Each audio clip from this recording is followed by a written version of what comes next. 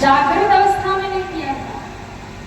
जिस समय महाराज सम्राट हुआ करते थे अयोध्या के राजा हरिश्चंद्र, स्वर्ग में उनके सत्यवादिता की, उनके वचनबद्धता की, उनके दान की। और एक बार जब विश्वामित्र स्वर्ग में बैठे थे, कहा कौन सा सूर्य है? तो कहा सूर्य वंश के राजा हरिश्चंद्र। जो वचन की परंपरा है, राजा हरिश्चंद्र जैसा निभाने वाला कोई और नहीं है। धरती पर उनके जैसा दानी कोई नहीं, सत्यवादी कोई नहीं। और जो ये बात सुना तो विश्वामित्र ने कहा ऐसा हो नहीं सकता, धरती पर कोई ऐसा हो। बोले है राजा हरिश्चंद्र, त्रैलोक में उनकी जय जयकार होती है। और जो ये बात सुना ना, विश्वामित्र ने ठान लिया कि अब मैं हरिश्चंद्र की परीक्षा लेकर रहूंगा। अब देखिए, हरिश्चंद्र राजा के जो गुरु है ना, वशिष्ठ जी हैं, और जो विश्वामित्र बाबा हैं, ये वशिष्ठ जी से थोड़ी जलते हैं। तो इनको लगा कि अच्छा इनके शिष्य का नाम भी दुनिया में है, तो मैं थोड़ा जाकर के इनकी परीक्षा लेकर देखूं। और स्वप्न में आ गए, ब्राह्मण का वेश बनाकर स्वप्न में आए और कहा राजन हमें तुम्हारा राज्य चाहिए। सपने में राजा हरिश्चंद्र ने वो उन्हें अपना राजपाट दान में दे दिया। और कहते हैं जब स्वप्न में दान दिया, सुबह नींद खुली तो सभा में बैठकर चर्चा करने लगे। रानी से कहने लगे, मंत्रियों से कहने लगे, सुनो आज मैंने स्वप्न में अपना राजपाट किसी ब्राह्मण को दान कर दिया। पर वो ब्राह्मण कौन था मुझे नहीं पता। दान किया है तो दान की वस्तु अपने पास रखनी नहीं चाहिए, दे देना चाहिए। तो कौन है वो? इतना विचार ही कर रहे थे कि वही स्वप्न वाला ब्राह्मण विश्वामित्र सामने प्रकट हो गए। राजा ने कहा ये तो वही ब्राह्मण है। कहा राजन हम तुम्हारे सपने में आए थे और तुमने संकल्प करके हमें राजपाट दे दिया। बोले हाँ, तो अब हम अपना राज्य लेने आए, हमें हमारा राज्य सौंपो। धन्य है राजा हरिश्चंद्र। महाराज तुरंत संकल्प किया है और संकल्प करके तुरंत अपना राज्य पाठ उस ब्राह्मण को सौंप दिया। और जैसे ही संकल्प किया, राज्य पाठ ब्राह्मण को सौंपा। अब परीक्षा का समय शुरू हो गया। विश्वामित्र ने कहा कि राजन तुमने संकल्प तो किया पर दक्षिणा नहीं दी। अब हमें दक्षिणा भी दो। क्यों? दान अलग है, दक्षिणा अलग है। कुछ भी आप दान करो तो दान के साथ दक्षिणा जरूरी होती है। तो मुझे स्वर्ण की मोहरें दक्षिणा में चाहिए, स्वर्ण की मोहरें दक्षिणा में चाहिए। तो तुरंत हरिश्चंद्र राजा ने तुरंत कहा अपने मंत्रियों से, जाओ राजकोष खोलो और ले आओ स्वर्ण की मोहरें, हमें दक्षिणा देनी है। तुरंत विश्वामित्र जी ने कहा राजन जब राजपाट मेरा हो गया तो राजकोष भी मेरा हो गया, फिर आप मेरा ही धन मुझे क्यों दान कर रहे? ये बात सुनते ही दोनों हाथ जोड़ करके राजा हरिश्चंद्र ने कहा गुरुदेव, हे महाराज मैं सम्राट था इस देश का और मुझे आदत थी आदेश देने का, पर हमें क्षमा करिए, हम कहीं से न कहीं से व्यवस्था करेंगे, आपको स्वर्ण की मोहरें जरूर देंगे। तो कहा 30 दिन का समय तुम्हारे पास है और ला करके मेरा मूल्य चुकाओ, दक्षिणा पूरी करो। उसी समय राजा हरिश्चंद्र ने राजसी वस्त्र उतार दिए, अपने मुकुट उतार दिए, रानी को लेकर के चल पड़े महाराज स्वर्ण की व्यवस्था करने, मुद्रा की व्यवस्था करने, धन की व्यवस्था करने। अब तो पूरी पृथ्वी पर सम्राट राजा हरिश्चंद्र थे, पर अब विश्वामित्र जी हो गए। जो राजा निकले ना, रानी भी पीछे पीछे, छोटा सा बालक रोहित है लेकर के राजा रानी राजपथ में जब निकले, पूरी प्रजा हाहाकार करने लगी, पूरी प्रजा रोने लगी, घेर लिया। अरे महाराज हमें छोड़कर मत जाइए, अरे महाराज हमें छोड़कर मत जाइए। महारानी तारा का त्याग देखिए, जो महलों में रहा करती थी, कभी पालकियों में राजपथ पे निकला करती थी। लोग दूर से दर्शन करते थे ना, साधारण सी साड़ी पहने वो महारानी तारा अपने पति के पीछे पीछे चल पड़ी। ध्यान रखिएगा, धर्म पत्नी वही होती है जो अपने पति के सुख में साथ रहे और दुख में भी साथ रहे, उसी को धर्म पत्नी कहते हैं ना। क्यों? धीरज धर्म मित्र अरु नारी, आपत्काल परिधि है चार की परीक्षा विपत्ति के समय में होती है। धीरज, विपत्ति का समय आता है तो आपके धैर्य की परीक्षा होती है। धर्म, विपत्ति के समय आपके धर्म की परीक्षा होती है। मित्र की परीक्षा दुख के समय होती है और पत्नी की भी परीक्षा दुख के समय होती है। जो पत्नी 100 दिन सुख में पति के साथ रही हो और एक दिन दुख का आए और वो पति को गलत बोले, पति को उल्टा सीधा बोले या पति का साथ छोड़ दे, तो वास्तव में वो पत्नी पत्नी कहलाने के लायक नहीं है। पर धर्म पत्नी वो है जो पति के सुख में खड़ी हो और दुख में भी कंधे से कंधा मिलाकर खड़ी हो। वास्तव में वो धर्म पत्नी होती है, वही पति व्रता होती है। जब निकली पीछे पीछे पूरी प्रजा, अरे किसी ब्राह्मण ने हमारे महाराज को लूट लिया, किसी ब्राह्मण ने हमारे महाराज को बहका दिया। पूरी प्रजा को समझाते बुझाते पैदल पांव महारानी तारा और छोटे से राजकुमार राहुल को लेकर, रोहित को लेकर के चल पड़े।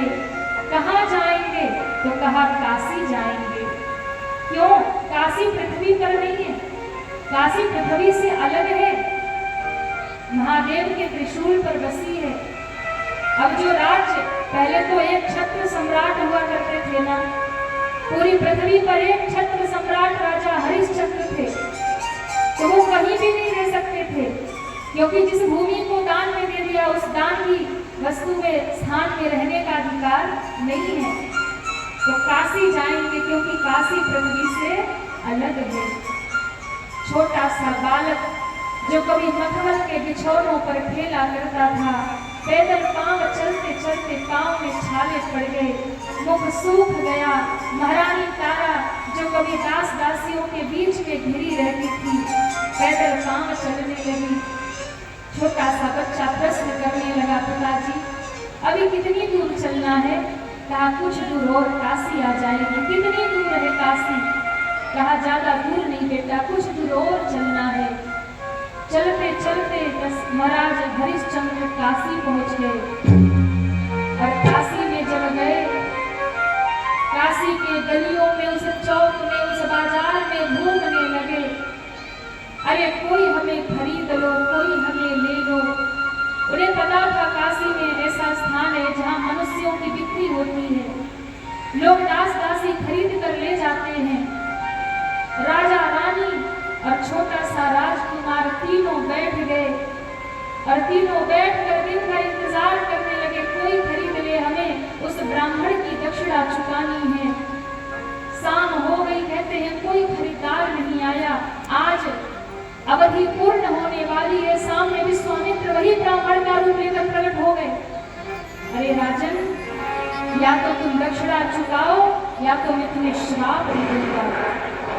तुरंत हाथ जोड़ा, गुरुदेव अभी पूरा दिन बीता नहीं, कुछ समय और हमें दीजिए, हम आपके धन की व्यवस्था करेंगे। और कहते हैं कुछ समय बाद वही ब्राह्मण एक दूसरे ब्राह्मण का वेश बनाकर आ गए, एक बूढ़े पंडित का वेश बनाकर आ गए और कहा कि हमें एक स्त्री की आवश्यकता है, हमारी जो धर्म पत्नी है वो वृद्ध हो गई है, हमें एक अनुष्ठान करना है, उसके लिए एक सेविका चाहिए जो सब घर का काम धाम संभाले, भोजन बनाए, चूल्हा चौका करे।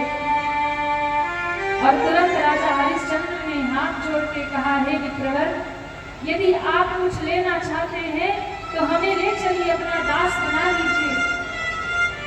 जो इतना कहा ना, तो उस ब्राह्मण ने कहा, नहीं नहीं, मुझे 3 की आवश्यकता नहीं, मुझे बस 1 महिला की आवश्यकता है जो घर का काम संभाले। राजा हरिश्चंद्र रो पड़े, अपनी पत्नी को मैं बेच दूं, कैसे बेच दूं?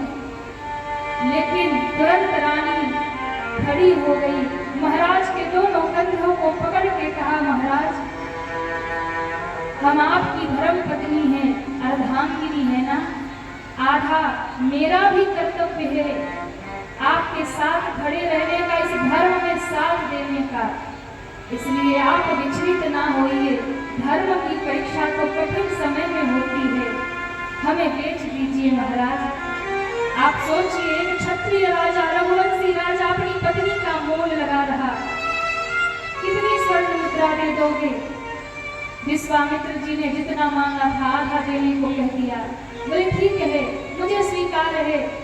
तारा को पकड़ लिया और कहता, चल आज से तुझे काम समझा देता हूँ, सब काम अच्छे से संभालना।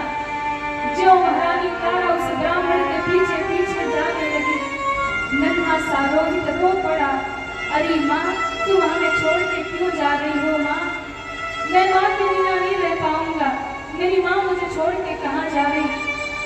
एक माँ की ममता रुक गई, हाथ जोड़ लिया, है विप्रवर, ये नन्हा सा मेरा बालक है, थोड़ी सी स्वर्ण मुद्रा दे दो और इसको भी साथ ले लो, कुछ न कुछ सेवा ये भी करेगा, आपके पूजन में पुष्प पत्र लाने का काम करेगा, इसे भी सेवक रूप में रख लो, कम से कम मेरा बेटा तो मेरे पास रहेगा, माँ के बिना छोटा बच्चा कहाँ जाएगा?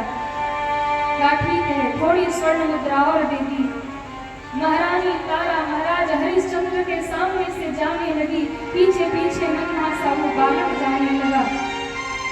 महाराज हरिश्चंद्र ने अपनी आंख को कठोर कर लिया, आधी दक्षिणा की व्यवस्था हो गई। अब आधी दक्षिणा कहाँ से मिले? अब मुझे भी कोई खरीद ले। उस काशी के बाजार में घूमने लगे महाराज हरिश्चंद्र, कोई मुझे खरीद ले।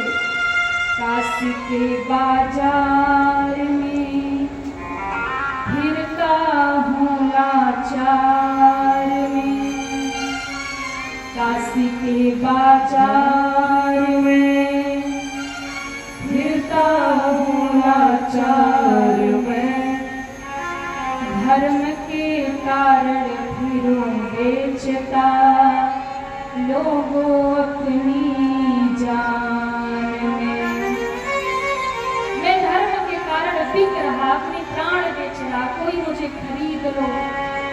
माया फिर गई राम की, तू ले ले साधु मोही, मैं नीर भरन गंगा पे जाऊं, मुर्द घाट से कफन लाऊं, मैं रोज बुहारूं गलियां तेरे काशी के बाजार की,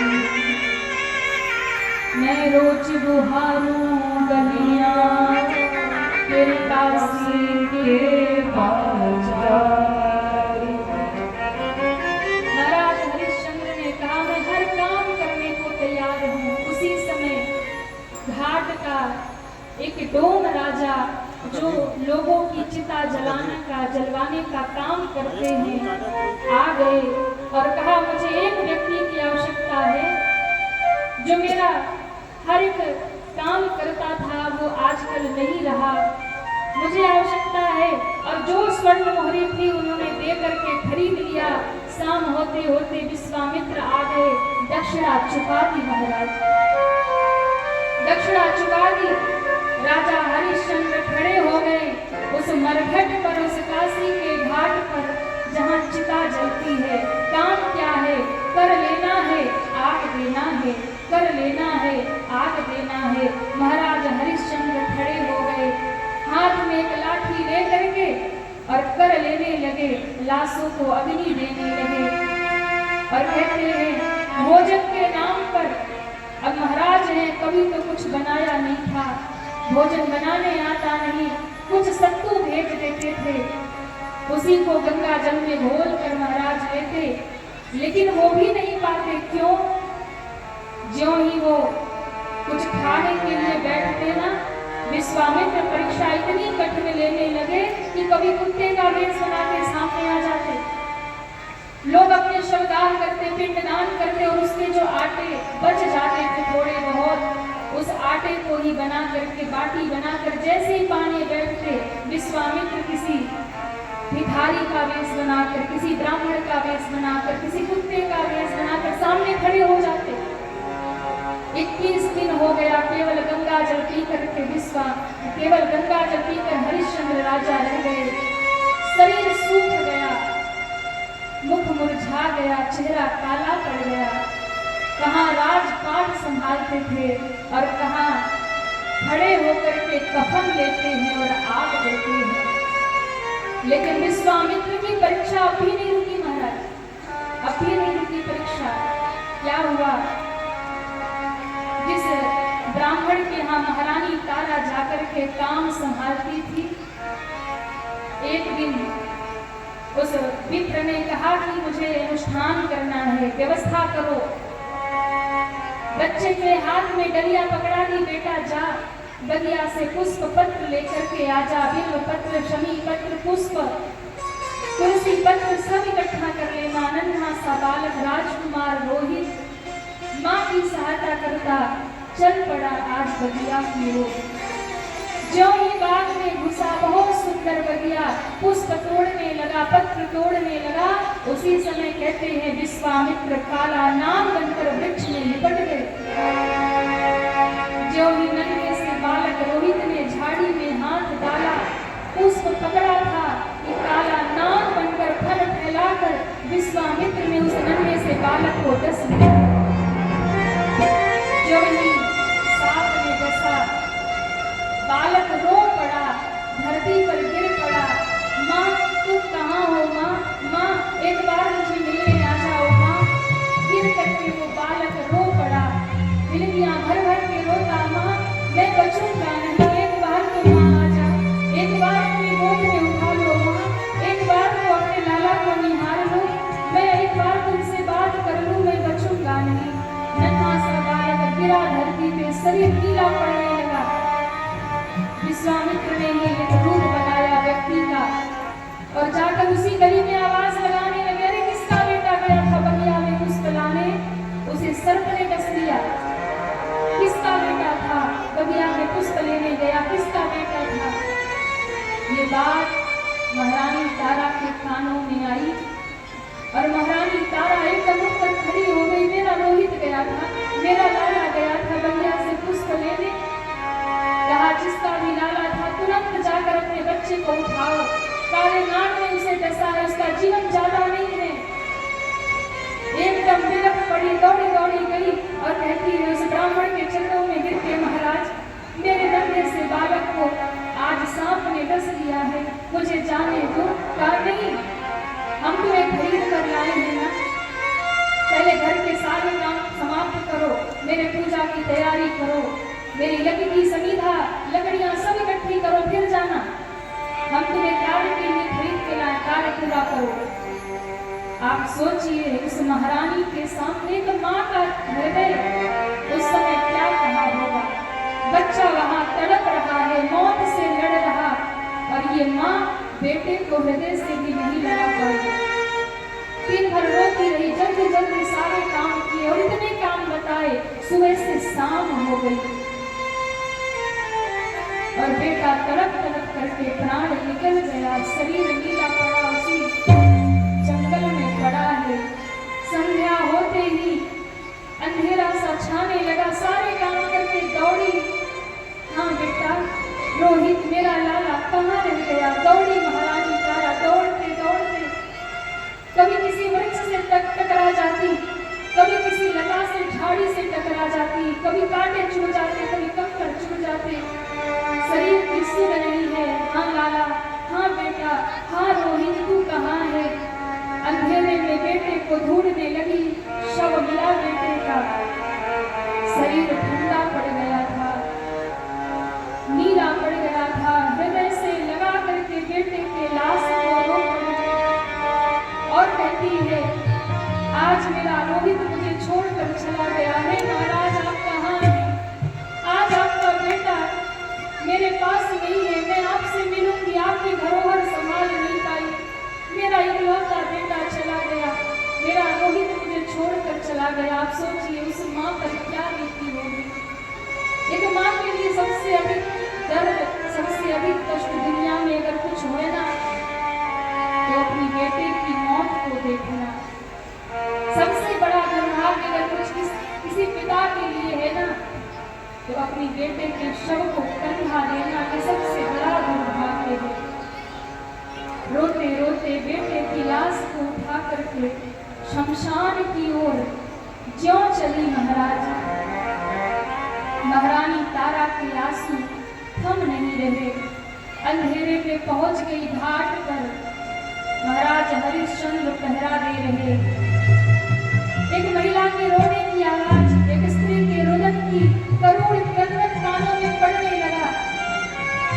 अंधेरे में जाकर महाराज हरिश्चंद्र ने पूछा, कौन है, क्यों रो रहा है?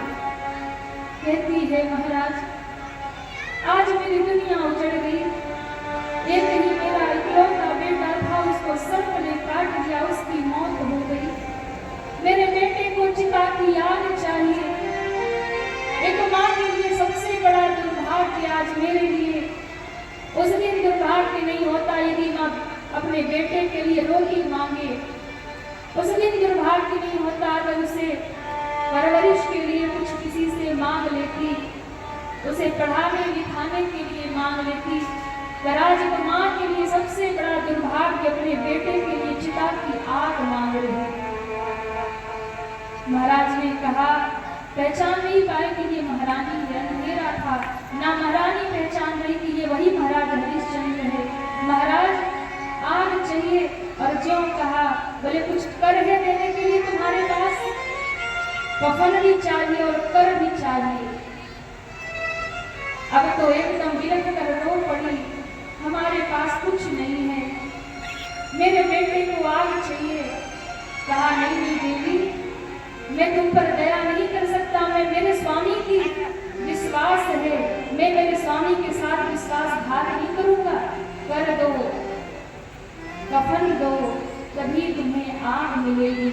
कफन के नाम पर आज बेटे के शरीर पर कुछ नहीं।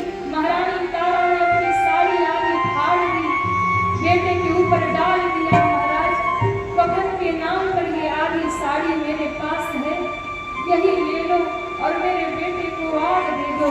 महाराज एकदम कठोर हो गए, नहीं नहीं देवी, तुम कहीं और चली जाओ, मैं अपने स्वामी के साथ विश्वासघात नहीं करूंगा। अब रोते हुए जैसे ही बिलखते हुए माँ देखने लगी, अचानक बिजली की चमक हुई और जो बिजली की चमक हुई महाराज ने देखा और महारानी तारा को पहचान गई। अरे महारानी तारा, तुम यहाँ क्या कर रही हो? अब महारानी तारा को याद आया, महाराज क्या आप अयोध्या के सम्राट हैं? क्या आप नरेश हैं? कहा, हाँ देवी, मैं ही हरिश्चंद्र हूँ। स्वामी ये क्या दशा आपने बना लिया? कहा, देवी ये सब बातचीत का समय नहीं, ये बताओ हुआ क्या है? अब बिलख पड़ी है महाराज, हमारा बेटा अब नहीं रहा। जगत में वो जिसने ना पाप किया है, कौन वो दुनिया में ना पाप किया जिसने? है कौन वो दुनिया में ना पाप किया जिसने? बिन उलझे कांटों से है फूल चुने किसने? बिन उलझे कांटों से है फूल चुने किसने? है फूल चुने किसने? बेदाग नहीं कोई, दाग नहीं कोई, यहाँ पापी सारे हैं, यहाँ पापी सारे हैं। ना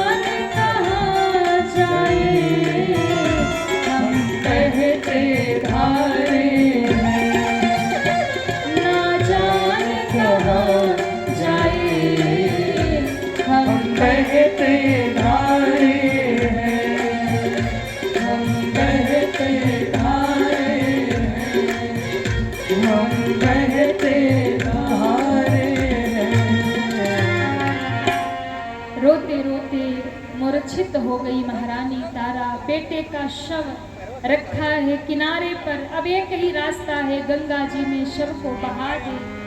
उसी समय विश्वामित्र ने परीक्षा की चरम रेखा पार कर दी और कहते हैं जा करके एक नागरिक का भेष बनाकर नगरवासियों को भड़का दिया। अरे एक ऐसी महिला पिशाचनी बनी घूम रही है, बच्चों को मार दे रही है, बच्चों को मार रही है, बाल घातिनी है, उसे समाप्त कर दो।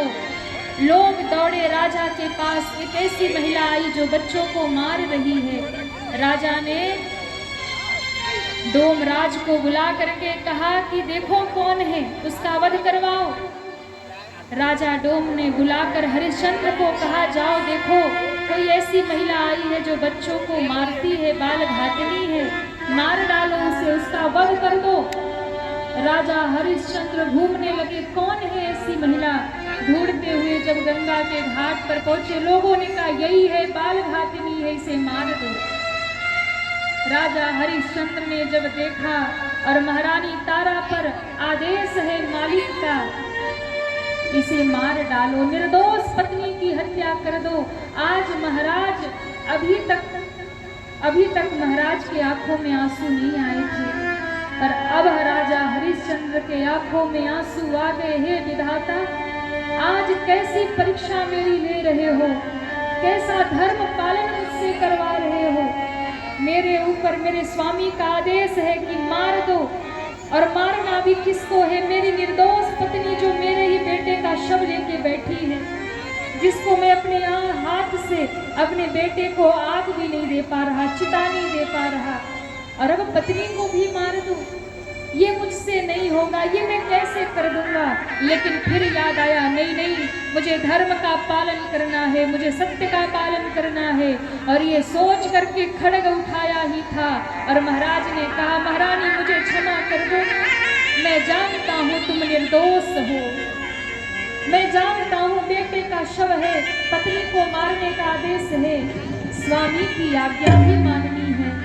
लेकिन महाराज हरिश्चंद्र ने निर्णय किया, देवी तुम चिंता मत करो, हम तीनों ने साथ धर्म निभाया है ना, हम तीनों ने साथ सुख भोगा था, हम तीनों ने साथ इस दुख को भोगा है, और परलोक भी जाएंगे तो हम तीनों साथ जाएंगे। महारानी तुम चिंता मत करो, रोहित गया ना, तुम भी जाओ, धर्म के पालन के लिए मैं तुम्हें मारूंगा, तुम भी जाओ, पर चिंता मत करना, इसके बाद मैं अपनी गर्दन उतारूंगा, देवी तेरे पीछे, मैं भी तेरे पीछे स्वर्ग में आ जाऊंगा, पर धर्म को डिगने नहीं दूंगा। महारानी ने अपने आप को कठोर कर लिया। महाराज जब हर प्रकार से धर्म निभाया ही है, तो आज मालिक के अपने स्वामी के वचन का पालन करो, उतार दो मेरी गर्दन। और ज्यों खड्ग उठाया है, चलाने ही वाले थे, कहते हैं उसी समय उसी काशी के घाट पर, उसी गंगा के किनारे ब्रह्मा विष्णु महादेव प्रकट हो गए, शिव प्रकट हो गए, विश्वनाथ प्रकट हो गए, भगवान नारायण प्रकट हो गए, देवता आकाश में प्रकट हो गए, विश्वामित्र प्रकट हो गए। भगवान ने कहा राजन रुक जाओ, रुक जाओ, रुक जाओ। रुक गए और देखा त्रिदेव प्रकट है, हाथ जोड़ लिया राजा हरिश्चंद्र ने, प्रणाम किया है, कहा राजन बस, बहुत धर्म की परीक्षा दे ली तुमने, बहुत सत्य का पालन कर लिया, अब और नहीं, रुक जाओ। रो पड़े, प्रभु अब हमें रुकने को मत कहिए, क्या बचा है। अरे मेरी प्रजा जिसके लिए, जिसका पालन मैं करता था वो नहीं रही, मेरा बेटा रोहित जिसे देखकर जीता था वो भी नहीं रहा, अब हम दोनों जीकर क्या करेंगे। या तो बेटे की चिता लगाएं और हम दोनों पति पत्नी उसी चिता में बैठ जाएं, हम किसके लिए जिएंगे। भगवान ने कहा नहीं राजन, इसकी आवश्यकता नहीं है। आवाज लगाई बेटा रोहित, और ज्यों कहा राजकुमार रोहित उठ कर के खड़े हो गए, ऐसे उठे मानो अभी नींद से जागे हो, नींद से जागे हो। उठ कर के खड़े हो गए, माँ ने हृदय से लगा लिया, बेटे को गोद में उठा लिया, और अब भगवान ने कहा विश्वामित्र महाराज हरिश्चंद्र सत्य के पालक हैं, धर्म के पालक हैं, दानवीर हैं, और तुमने इतनी कठोर परीक्षा ले ली। हम तुम्हें कभी क्षमा नहीं करेंगे। भगवान ने सुदर्शन चक्र छोड़ दिया और कहते हैं जब सुदर्शन छोड़ दिया ना तो भगवान का सुदर्शन हाथ जोड़ करके कहा प्रभु वापस ले लो। वापस नहीं हुआ क्योंकि सुदर्शन केवल भगवान की बात मानता है। पर आज हरिश्चंद्र ने हाथ जोड़ के कहा कि यदि मैंने धर्म पूर्वक सत्य का पालन किया है तो सुदर्शन वापस हो जाएगा। आज जो सुदर्शन केवल भगवान की बात सुनता था उसने भक्त की बात सुनी, वापस हो गया और कहा विश्वामित्र तुमने बहुत कठोर परीक्षा ले ली, तुम्हें ये नहीं करना चाहिए था। भगवान ने कहा हे महाराज हम सब आप पर प्रसन्न है, त्रिदेव प्रसन्न है, भगवान शिव महेश्वर प्रसन्न है, नारायण प्रसन्न है, ब्रह्मा प्रसन्न है, मांगो तुम्हें क्या चाहिए। राजा हरिश्चंद्र के आंखों में आंसू, हाथ जोड़ लिया और कहा हे प्रभु बस यही कहना चाहूँगा, यदि कुछ वरदान देना है तो यही वरदान देना जैसी परीक्षा आज हमारी ली है, आज के बाद ऐसी परीक्षा कभी किसी की मत लेना। क्योंकि जो हमने सह लिया वो शायद कोई और ना सह पाए, उसका धर्म डिग जाएगा, उसका सत्य छूट जाएगा, ऐसी परीक्षा कभी मत लेना। भगवान ने विश्वामित्र की ओर देखा और कहा विश्वामित्र जी आज के बाद किसी भक्त के साथ ऐसा मत करना। अब तुम अपना राजपाट ले लो, जाओ। कहा नहीं, जिस राज्य को मैंने उस विप्र को समर्पित कर दिया, दान दिया हुआ राज्य में वापस नहीं लूंगा। भगवान ने कहा नहीं, अरे यहाँ तुम्हारा राज्य नहीं था, इस संसार की सारी सृष्टि में जो भी है सब मेरा है, ये पृथ्वी मेरी है, धन संपदा मेरी है राजन, ना तो तुम्हारी है ना विश्वामित्र की है।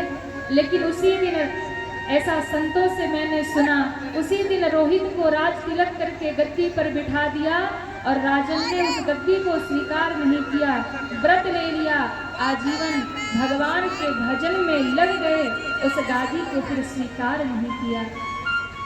ऐसे धर्म की परीक्षा, ऐसे सत्य की परीक्षा देने वाले हमारे इस धरती पर हुए, ऐसे दानवीर हुए। ये भारत भूमि ऐसे ही महान नहीं है महाराज, इस भारत को ऐसे ही पावन नहीं कहते हैं। यहाँ बड़े से बड़े वीर हुए, बड़े से बड़े भक्त हुए और बड़े से बड़े धर्म और सत्य का पालन करने वाले राजा और महाराज हुए, परम भक्त हुए, जिन्होंने धर्म का पालन किया प्राण दे करके। आज महाराज दशरथ ने कहा रानी याद करो मैं वही रघुवंशी क्षत्रिय हूँ, मैं उसी रघुवंश का संवाहक दशरथ हूँ, जहाँ लोग सत्य के लिए सब कुछ न्यौछावर कर देते हैं, जहाँ सत्य के लिए बड़े से बड़े संकट से हम घबराते नहीं हैं। रघुकुल रीत सदा चली आई, प्राण जाय पर वचन न जाए। पर मां कैकेयी ने कहा नहीं नहीं, पहले